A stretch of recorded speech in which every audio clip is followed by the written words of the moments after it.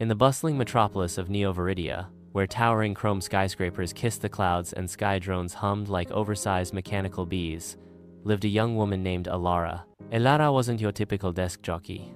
She was an urban explorer, a connoisseur of forgotten pathways and hidden histories. Her trusty sidekick was Jax, a lanky, quick-witted tech whiz whose backpack was a Pandora's box of gadgets, from miniature grappling hooks to a device that could hotwire a toaster or a high-security door with equal ease. One sweltering afternoon, while rummaging through a dusty antique shop tucked away in the labyrinthine alleyways of Old Town, Elara stumbled upon an ancient, tarnished brass locket. It wasn't its age that caught her eye, but the intricate, almost invisible engraving on its surface. A series of interlocking gears surrounding a single, stylized eye. Jax, ever the cynic, scoffed.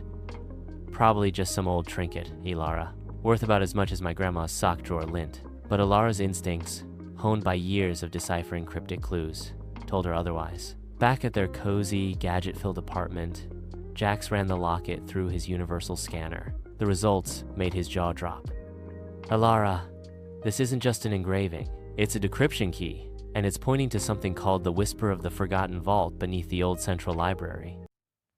The Central Library, a monolithic structure of crumbling stone and forgotten knowledge, was scheduled for demolition next week. This was their only chance. Under the cloak of a moonless night, Elara and Jax, armed with glow sticks, a map scavenged from an old city archive, and Jax's ever-present gadget bag, slipped past the rusty gates.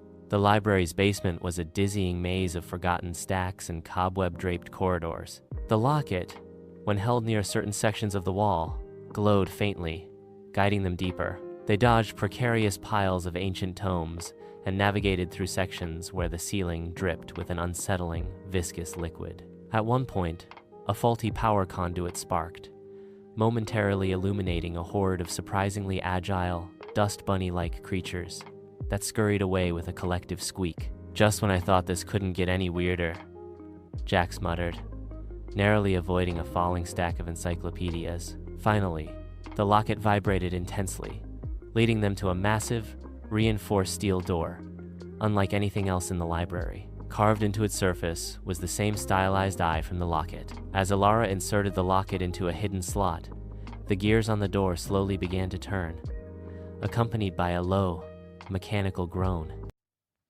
Inside, the vault was not filled with gold or jewels, but with an astonishing array of intricate clockwork mechanisms, whirring and ticking in a symphony of precision. In the center stood a single, ornate pedestal, upon which rested a magnificent, glowing golden gear. Suddenly, a voice, deep and resonant, echoed through the vault.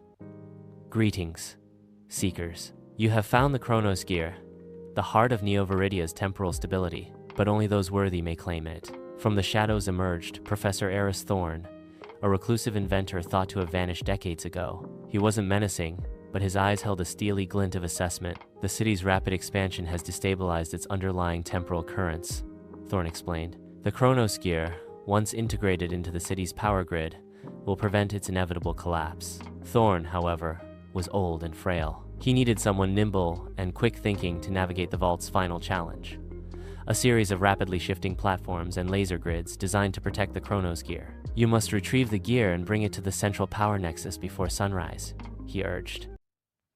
Elara, with her urban climbing skills, took the lead, gracefully leaping across disappearing platforms, while Jax, from a safe distance, used his gadgets to temporarily disable laser grids, often with a humorous last-second scramble. They worked in perfect sync, a blur of calculated movements and frantic button mashing. With minutes to spare before dawn, Elara snatched the Chronos Gear. They raced back through the labyrinthine tunnels, emerging just as the first rays of sunlight painted the Neo-Veridia skyline in hues of gold and rose. Thorne, waiting anxiously, guided them to the city's main power nexus. As the golden gear clicked into place, a wave of shimmering energy rippled through the city. The humming of the sky drones seemed to harmonize, and the very air felt lighter, more stable. Neo-Veridia, unknowingly, had been saved from a temporal disaster. Elara and Jax, their clothes smudged with dust and their eyes bright with adventure,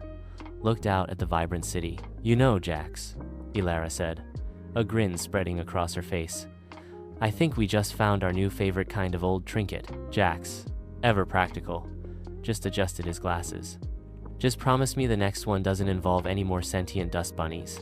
And so, the adventures of Elara and Jax continued, proving that even in a world of advanced technology, the greatest treasures often lay hidden in the forgotten corners, waiting for those brave enough to seek them out.